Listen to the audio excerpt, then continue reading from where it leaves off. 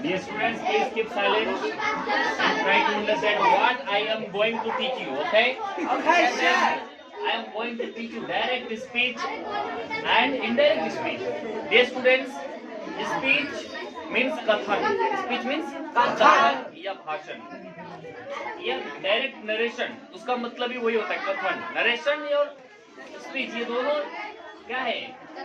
Same है. कथन दोनों का मतलब क्या होता है? कथन. तो हम डायरेक्ट स्पीच को डायरेक्ट नरेशन भी बोल सकते हैं. अंडरस्टूड? और इनडायरेक्ट स्पीच को इनडायरेक्ट नरेशन भी बोल सकते हैं. हम अपने वाक्य को, अपने कथन को, यानी अपने स्पीच को, अपने भाषण को या अपने नरेशन को दो तरह से नरेट करते हैं या दो तरह से अपने स्पीच को हम लोग देते हैं भाषण. जैसे मैं किसी के बारे में अगर कुछ बोलूं तो उसको दो तरीके से बोल सकता हूँ. जैसे कल नरेंद्र मोदी बोल रहा था, नहीं वो रविंद्र जडेजा के बारे में. रविंद्र जडेजा बोल रहा था कि भाई झुकेगा नहीं. क्या बोल रहा था? भाई झुकेगा नहीं. कौन बोल रहा था? जब एक विकेट लिया तो बोला मैं झुकेगा नहीं. तो देखो इस बात को मैं जानता हूँ तो आपको दो तरीके से बता सकता हूँ. इस बात को मैं आपको कितने तरीके से बता सकता हूँ? दो तरीके से. एक तरीका ये कि रविंद्र जडेजा को शॉर्टकट में आरजे बोलते. क्या बोलते हैं?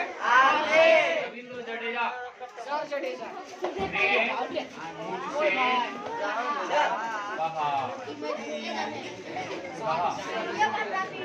मैं झुकेगा नहीं.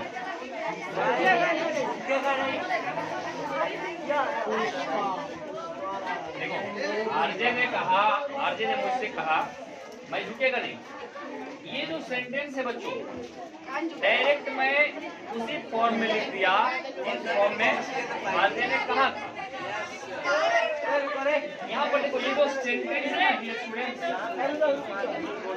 सेंटेंस मेरे द्वारा नहीं कहा गया. किसके द्वारा कहा गया? उसी के वाक्य को हूबहू मैंने यहाँ पे लिख दिया. तो ये हो गया डायरेक्ट स्पीच. क्या हो गया बच्चों? मतलब डायरेक्ट आरजे की बात को मैंने आपको डायरेक्ट बताया. ओके, तो ये हो गया डायरेक्ट स्पीच या फिर डायरेक्ट नरेशन. ओके, इसी वाक्य को मैं अपने शब्दों में भी बोल सकता हूँ. क्या? अपने शब्दों में बोल सकता हूँ. बोल सकता हूँ कि आरजे ने बताया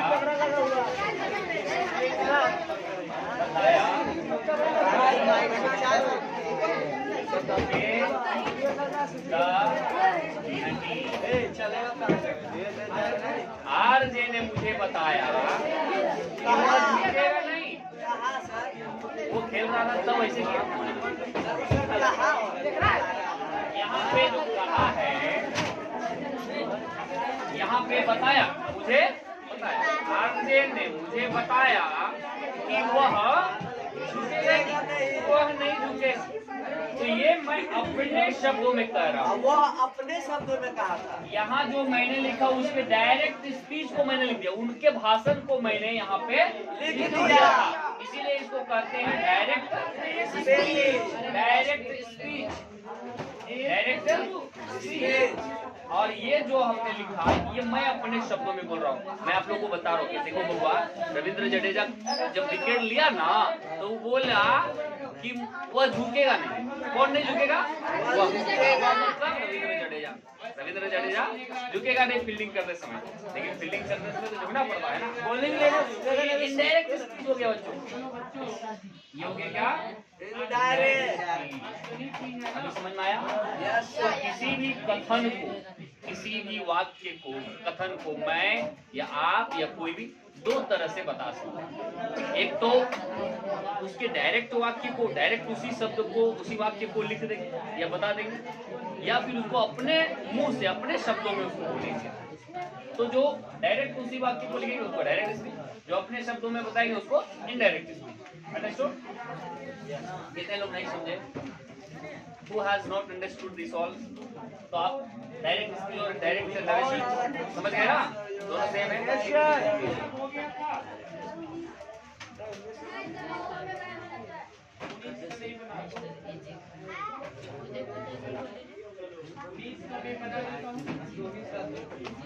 students, there are 6 types, 6 steps. 6 सीढ़ी है। 6 सीढ़ी को अगर आप चढ़ गए ना तो डायरेक्ट स्पीच को इनडायरेक्ट स्पीच में बदलना आसान हो जाएगा। यहाँ होता क्या है, एग्जाम में आपको 2 तरह के क्वेश्चन पूछे जाते हैं। एक तो आपको क्वेश्चन दे देगा डायरेक्ट स्पीच में और कहेगा इसको इनडायरेक्ट स्पीच में कन्वर्ट कीजिए, या तो फिर आपको इनडायरेक्ट स्पीच में ही प्रश्न दे देगा और बोलेगा कि इसको डायरेक्ट स्पीच में कन्वर्ट कीजिए। तो यहाँ पर कन्वर्ट करना ही मेन है, ठीक है। इम्पोर्टेंट जो क्या है, कन्वर्ट करना, डायरेक्ट स्पीच को इनडायरेक्ट स्पीच में या फिर इनडायरेक्ट स्पीच को डायरेक्ट स्पीच में, यही इसी को कन्वर्ट करना मेन है इसमें। तो मैं आपको 6 रास्ते बताता हूँ। कितने? 6 रास्ते। There are 6 steps.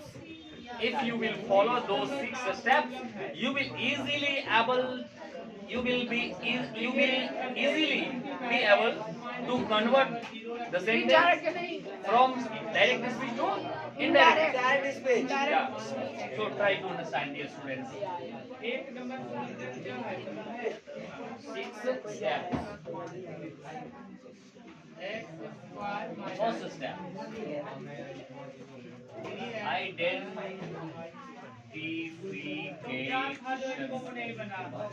First step identification, पहचानना। आइडेंटिफिकेशन मतलब पहचानना, किसी चीज को आइडेंटिफाई करना। दूसरा स्टेप होगा चेंज ऑफ रिपोर्टिंग। ये RV का मतलब रिपोर्टिंग वर्ब। क्या बच्चों? Reporting verb. बोलिए। इसको मैं आपको डिटेल्स में बताऊंगा, रिपोर्टिंग वर्ब। उसके बाद रिप्लेस इन्वर्टेड कोमा, इसको इन्वर्टेड कोमा या कोटेशन मार्क भी बोलते हैं इसको। ये कोटेशन मार्क जो दिया रहेगा ना, इसको रिप्लेस करना है। किससे? डाइट के साथ। किसके साथ? डाइट के साथ। मतलब जहाँ पे ये कोटेशन मार्क रहेगा इन्वर्टेड कोमा, उसको हटा देंगे और उसके बदले दैट लगेंगे। कब? ये कब लगाएंगे? जब हमारा रिपोर्टेड स्पीच होगा वो अफर्मेटिव सेंटेंस या नेगेटिव सेंटेंस होगा, यानी असर्टिव सेंटेंस होगा। क्या सेंटेंस? ये कब होगा? इसके लिए एक शर्त लागू है। जब रिपोर्टेड स्पीच असर्टिव सेंटेंस हो। क्या हो? असर्टिव सेंटेंस हो।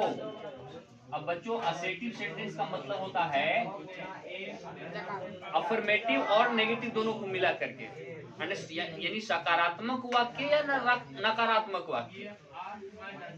जैसे मैं झुकेगा नहीं, ये कौन सा वाक्य हो गया? नकारात्मक वाक्य हो गया, ठीक है। झुकेगा, मैं झुकेगा, ये सकारात्मक वाक्य हो गया। तो ये दोनों प्रकार के अगर वाक्य रहेंगे तो ये कोटेशन मार्क को हटा करके उसकी जगह पे डाइट लगाएंगे। क्या लगाएंगे बच्चों? डाइट लगाएंगे। इसके अलावा दूसरा रहेगा तो मैं अगले स्टेप में बताऊंगा ना, टेंशन मत लो, मैं यही हूँ ना। उसके बाद क्या करना है बच्चों? आपको चेंज ऑफ प्रोनाउन करना है। क्या करना है? Change of pronoun.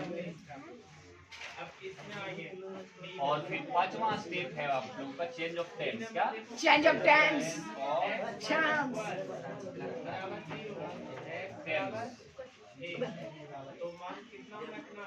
टेंस को बदलेंगे। और 6ठा स्टेप जो है वो update time words. Update time specific words. ये 6 स्टेप हो गया। पहला स्टेप, दूसरा स्टेप, तीसरा स्टेप, चौथा स्टेप, 5वां स्टेप और ये 6ठा स्टेप। पहला है आइडेंटिफिकेशन, मतलब पहचानना है सब चीज को। Change of reporting verb. उसके बाद replace inverted coma with that. और फिर ये इसके लिए शर्त है, जब असर्टिव सेंटेंस है तभी दैट लगाएंगे। अदरवाइज अगर इंटेरोगेटिव रहे या ऑर्डर देने वाला रहे तो उस केस में दूसरा चीज लगाएंगे, वो मैं आगे बताऊंगा। फिर चेंज ऑफ प्रोनाउन, जो भी प्रोनाउन इसके अंदर आएगा उसको हम लोग चेंज करेंगे। और कैसे चेंज करेंगे वो बताऊंगा। चेंज ऑफ टेंस, जो रिपोर्टेड स्पीच का जो टेंस होगा वो उसको भी चेंज करना पड़ेगा। और अपडेट टाइम स्पेसिफिक वर्ड्स, ये 6 स्टेप्स है डियर स्टूडेंट्स। अगर आप ये 6 स्टेप्स को कंप्लीटली समझ जाएंगे तो आप कभी भी डायरेक्ट स्पीच को इनडायरेक्ट स्पीच में और इनडायरेक्ट स्पीच को डायरेक्ट स्पीच में बदलना आपके लिए बहुत ही आसान हो जाएगा। आप कभी भी उसे बदल सकते हैं और ये आपको हमेशा काम देगा। 8 क्लास से लेकर के 12 क्लास तक ये आपको काम देगा। ये ग्रामर है, ये कोई क्लास के लिए स्पेसिफिक नहीं है। आप 11-12 में भी इसे विस्तृत तरीके से इसी तरह पढ़ेंगे। अगर वहां भी आपको ये पूछा जाएगा प्रश्न, ठीक है, तो सबसे पहले आप इसे क्या करें, स्क्रीनशॉट कर ले। क्या कर ले? आपके अंदर 2 कैमरे लगे हुए हैं, इन दोनों कैमरों में इसको कैद कर लीजिए और आप चाहते तो इसे लिख भी लीजिए। तब तक मैं थोड़ा पानी पी लेता हूँ।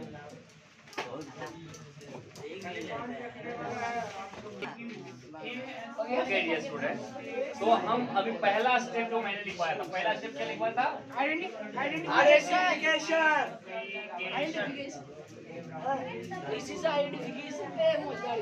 पहचान, सब चीज को पहचानना। हेलो, हम लोग अभी सब चीज को पहचानना सीखेंगे। क्या क्या पहचानेंगे बच्चों? इसमें पहचानना क्या क्या है? सबसे पहले पहचानना है सब्जेक्ट, ऑब्जेक्ट, आरबी। आरबी का मतलब होता है रिपोर्टिंग वर्ब,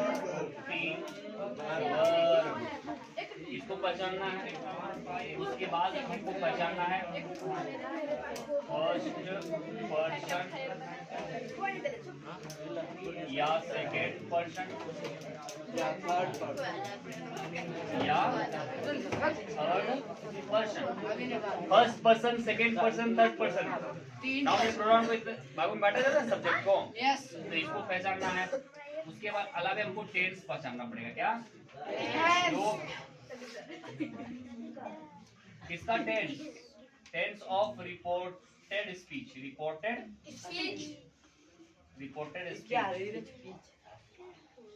उसका टेंस को पहचानना पड़ेगा। और उसके बाद उसमें कोई टाइम, स्पेसिफिक टाइम है क्या, उसको भी पहचानना है। ठीक है डियर स्टूडेंट्स, तो हमें इतने चीजों को पहचानना है। मिस्टर गौरव कुमार, इतने चीजों को पहचानना है। अंडरस्टूड? अब देखिए, एक सेंटेंस मैं लूंगा और उसमें पहचान के बताऊंगा क्या क्या है उस सेंटेंस में। जैसे she said to me, you help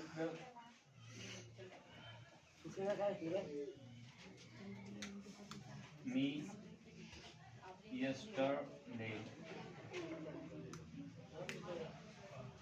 Dear students, she said to me, you helped me yesterday. ये एक डायरेक्ट स्पीच का सेंटेंस। कौन सा स्पीच का सेंटेंस? डायरेक्ट स्पीच का सेंटेंस। पहले सीधा ट्राई टू अंडरस्टैंड। तो ये डायरेक्ट स्पीच में है, इसमें हमको पहचानना है सब्जेक्ट। तो बच्चों ये देखो, हमारा she said to me, उसने मुझसे कहा, ये क्या हो गया? सब्जेक्ट। सी क्या हो गया बच्चों? ये सी हो गया सब्जेक्ट। सर नवीन 8 का फोन आ रहा है, नवीन 8 का फोन आ रहा है। बंद करो, कट गया। ओके, तो सब्जेक्ट हो गया सी। और ये देखो ऑब्जेक्ट क्या हो गया बच्चों? मी। मी क्या हो गया? ऑब्जेक्ट। ये समझ रहे हो कि नहीं? दो चीजों को पहचान लिया, सब्जेक्ट और ऑब्जेक्ट। अब ये रिपोर्टिंग वर्ब, रिपोर्टिंग वर्ब इसको कहते हैं, ये बीच वाला verb said to. Okay, she said to me. ये जो शेड है ना बच्चों, ये शेड क्या हो गया? Reporting verb. आर भी हो गया। क्या हो गया? आर भी। उसके बाद फर्स्ट पर्सन, सेकंड पर्सन और थर्ड पर्सन। तो ये यू जो है, ये प्रोनाउन है यू, और यू कौन सा पर्सन में आता है? सेकंड पर्सन में। कौन सा? Second person. सेकंड पर्सन में आता है। उसके बाद यहाँ पे मी, ये कौन सा पर्सन में आता है? First person. कौन सा person? First person. Me first person का ऑब्जेक्ट है। ओके, ऑब्जेक्टिव है, ऑब्जेक्टिव प्रोनाउन है। और उसके बाद यहाँ पे टेंस पहचानना है। क्या पहचानना है? तो यहाँ पर हेल्प, यू हेल्प्ड मी, तो you helped me past indefinite tense. कौन सा टेंस? Past indefinite. तो यहाँ पर टेंस पहचान लिया है ना। पास्ट इंडिफिनिट यस्टरडे लगा इसलिए और यस्टरडे ये टाइम हो गया। क्या हो गया? ये टाइम स्पेसिफिक वर्ड बताए थे ना, वो ये टाइम हो गया। क्या हो गया? तो हमने पहचान लिया subject object reporting word first person second person third person tense पहचान लिया और टाइम भी पहचान लिया। सब चीज को मैंने पहचान लिया। अंडरस्टूड? किसी में कोई कंफ्यूजन नहीं? तो इसको लिख लो, इसको कॉपी करो। सर यू हैड भी कैसे पहचाने past indefinite tense sir? Okay, तो अभी हम लोग सेकेंड स्टेप देखेंगे। सेकेंड स्टेप में क्या बताया था? सेकेंड स्टेप में चेंज ऑफ न रिपोर्टिंग क्या? रिपोर्टिंग चेंज ऑफ रिपोर्टिंग पर बच्चों, तो इसके लिए एक शर्त है, जब रिपोर्टेड स्पीच assertive सेंटेंस में हो तो रिपोर्टिंग वर्ब इस प्रकार बदलता है। ये स्टूडेंट्स, अगर रहेगा शेड टू तो ये बदल जाएगा टोल्ड में। क्या बदल जाएगा? टोल्ड। अगर रहेगा शे टू तो बदल जाएगा टेल। सब में टू रहेगा लगे रहे। शेस टू तो बदल जाएगा टेल। ठीक है। और इसके अलावे अगर खाली रहेगा शेड या से या सेस तो इसमें नो चेंज। क्या होगा? No change. वही का वही रह जाएगा। ठीक है। सेड रहे या से रहे या सेस रहे तो नो चेंज। बाकी शेड टू टोल्ड में, से टू टेल में और सेस टू टेल्स में बदल जाता है इस प्रकार से।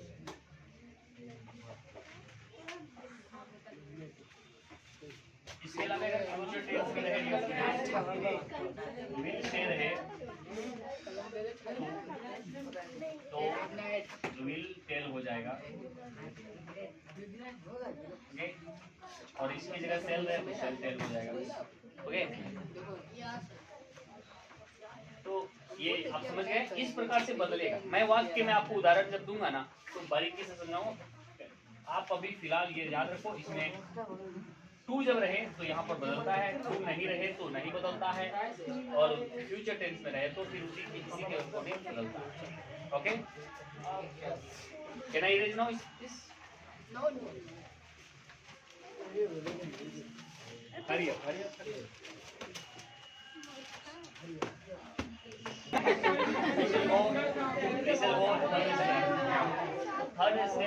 Replacing inverted comma with that. जब रिपोर्टिंग स्पीच, तो ये तो मैं आपको बता ही दिया कि इसको कोटेशन मार्क को हटा करके लाइट लगाना है।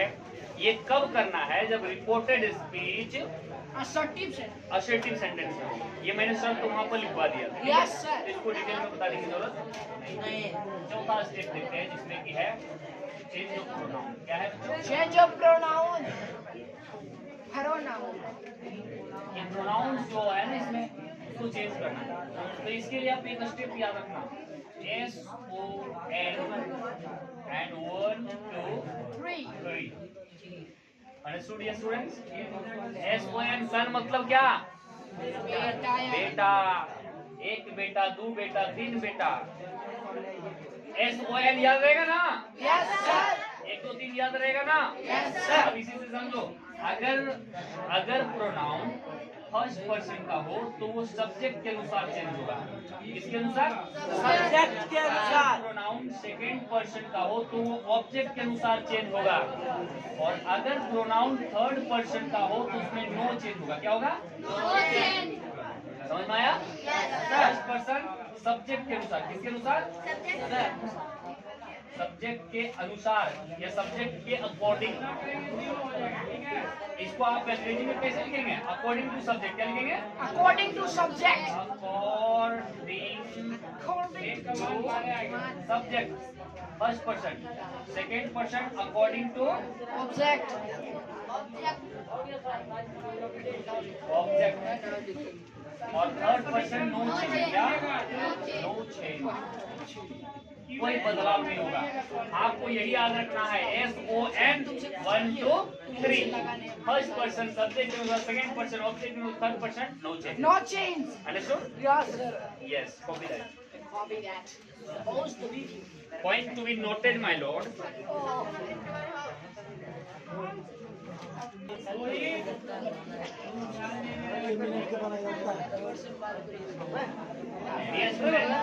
एक स्टेप जो मैं बताया वो है चेंज ऑफ टेंस। क्या है बच्चों? Change of tense.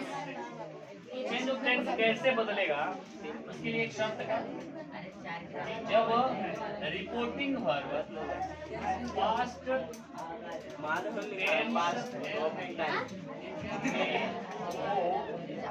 और रिपोर्टेड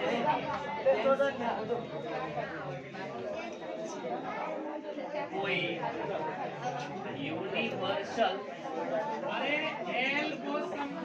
ट्रूथ ना हो, नहीं तो रिपोर्टेड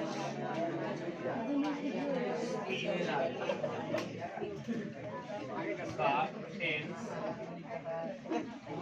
इस प्रकार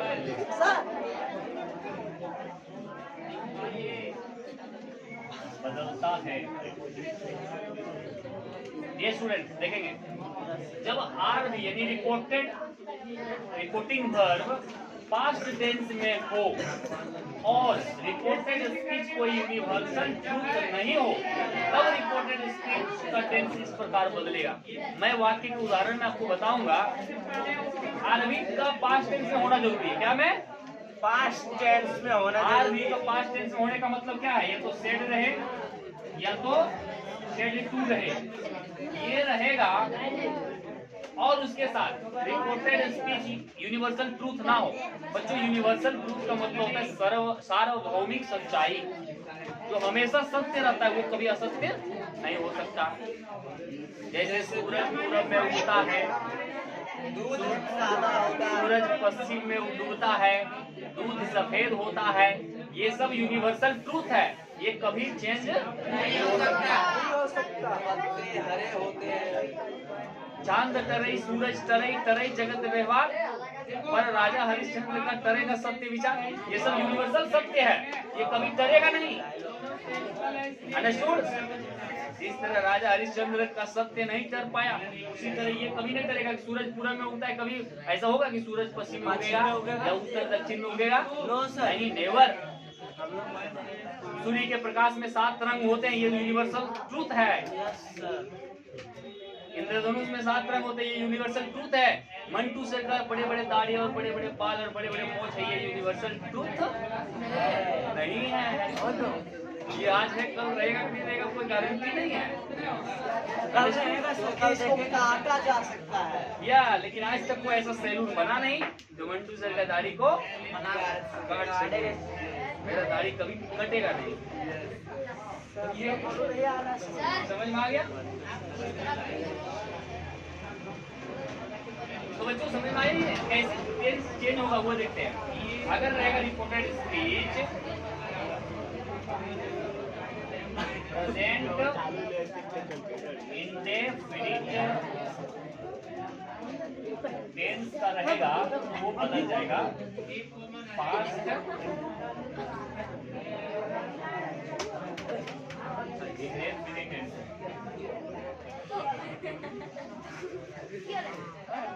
Don't laugh. Dear students, hello. Present indefinite tense का जब रिपोर्टेड स्पीच रहेगा तो वो बदल जाएगा पास्ट इंडेफिनिट टेंस। ओके? चलिए अभी और मैं आगे बताऊंगा बहुत सारे स्टेप्स, पहले कॉपी करो।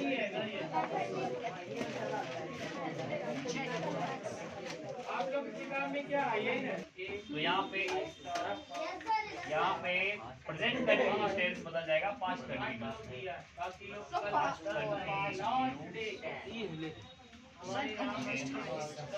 सर कंटिन्यूअस में एस नहीं दिया आप सर। और उसी के अकॉर्डिंग प्रेजेंट परफेक्ट बदल जाएगा पास्ट परफेक्ट।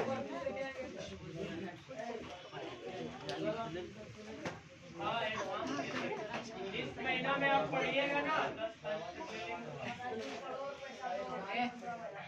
एडवांस इसलिए लेते हैं ताकि आप शुरू में आए होंगे सेशन में आप बैठते ताकि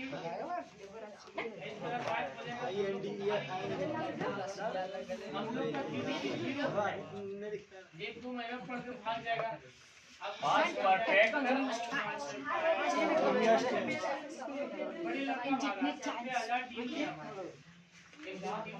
INDEF ओके ये स्टूडेंट्स और उसी के अकॉर्डिंग फाइनल में आकर फिर से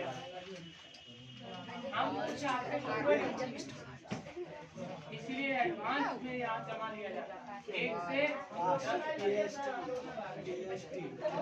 आपके दाम से जो भगोड़ा है उसका नाम है अरे वो भी काम है ये स्टूडेंट्स ऊपर को मिलाऊं।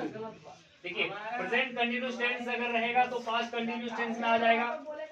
प्रेजेंट परफेक्ट टेंस का अगर रहेगा तो वो पास्ट परफेक्ट टेंस में आ जाएगा। और प्रेजेंट परफेक्ट कंटिन्यूअस टेंस का रहेगा तो पास्ट परफेक्ट कंटिन्यूअस टेंस में बदल जाएगा। और उसी के अनुसार अगर पास्ट इंडेफिनिट टेंस का रहेगा तो पास्ट परफेक्ट टेंस में बदल जाएगा। इधर मिलाऊं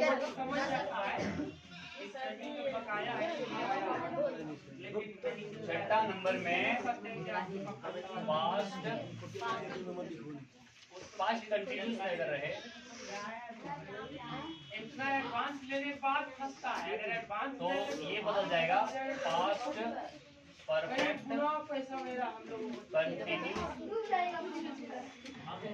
tense. Okay past perfect continuous और इसके अलावा कुछ भी रहे वो नहीं बदलता।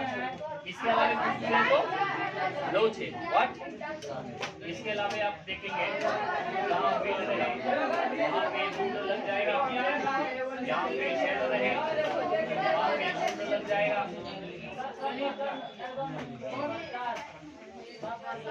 ओके जहाँ पे कैप रहे यहाँ पे शूटर लग जाएगा।